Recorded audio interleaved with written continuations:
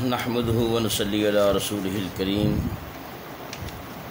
اما بعد فاعوذ بالله من الشيطان الرجيم بسم الله الرحمن الرحيم او كالذي مر على قرية وهي خاوية على عروشها قال أنى يحيي هذه الله بعد موتها فأماته الله مئة عام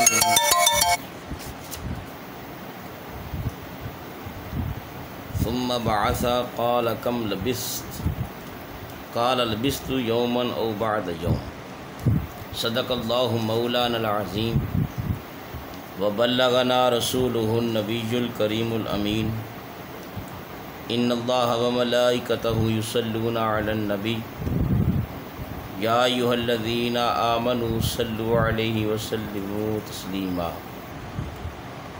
الصلاة والسلام عليك يا سيدي يا رسول الله وعلى آلك وأصحابك يا سيدي يا نبي الله الصلاة والسلام عليك يا سيدي يا نور الله وعلى آلك وأصحابك يا سيدي يا رحمة للعالمين۔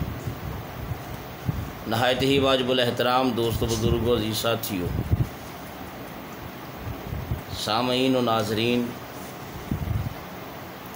آج کے اس سلسلہ درس قرآن سلسلہ نمبر 13 میں جو قرآن کریم کی آیات مقدسہ کا کچھ حصہ تلاوت کرنے کا شرف حاصل کیا ہے، سورہ بقرہ کی جو آیہ کریمہ میں نے تلاوت کی ہے، اس کا مفہوم کچھ اس طرح ہے کہ اللہ تعالیٰ نے قرآن مجید میں سورہ بقرہ میں اس واقعہ کو ان لفظوں میں بیان فرمایا، یا اس حضرت عزیر علیہ السلام کی طرح جو ایک بستی بیت المقدس پر گزرے اور اپنی چھوتوں کے بل ڈھئی پڑی تھی، تو انہوں نے کہا کہ اس بستی کو اس کی موت کے بعد اللہ کیوں کر جلائے گا، یعنی کیوں کر زندہ کرے گا۔ تو اللہ تبارک و تعالیٰ نے حضرت عزیر علیہ السلام کی اس گمان پر یہ یقین دلانے کے لیے اللہ تبارک و تعالیٰ نے ایک عجیب و غریب معاملہ فرمایا۔ اکثر مفسرین کے نزدیک یہ واقعہ حضرت عزیر بن شرخیہ علیہ السلام کا ہے، جو بنی اسرائیل کے ایک نبی ہیں۔ واقعہ کی تفصیل یہ ہے کہ جب بنی اسرائیل کی بدعمالیاں بہت زیادہ بڑھ گئیں تو ان پر خدا کی طرف سے یہ عذاب آیا کہ بخت نصر بابلی ایک کافر بادشاہ تھا۔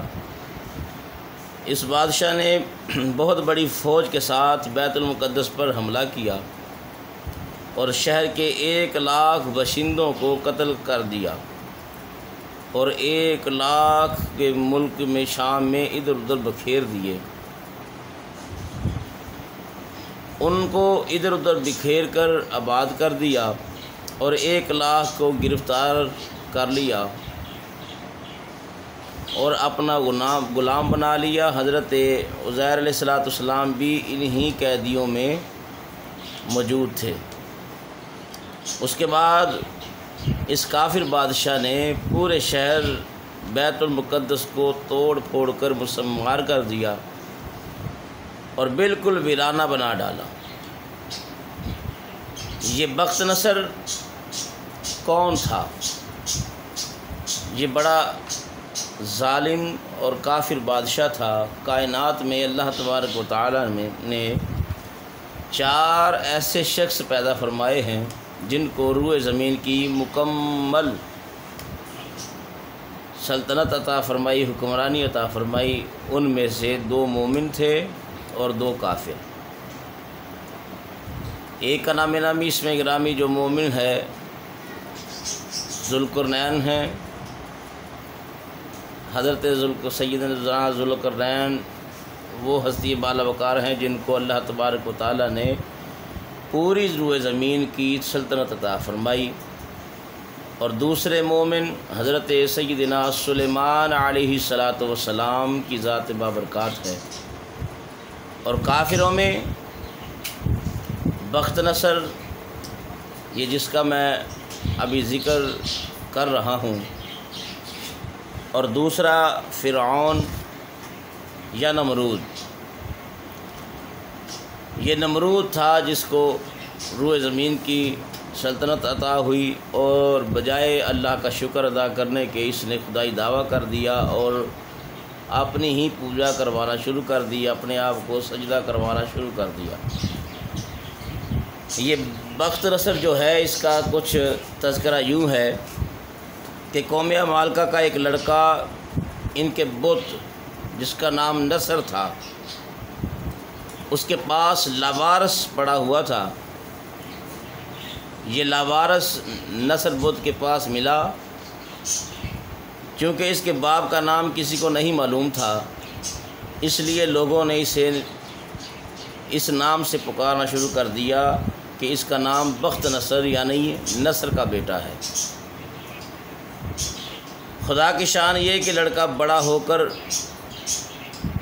قہراسف بادشاہ کی طرف سے سلطنت بابل پر گورنر مقرر کیا گیا۔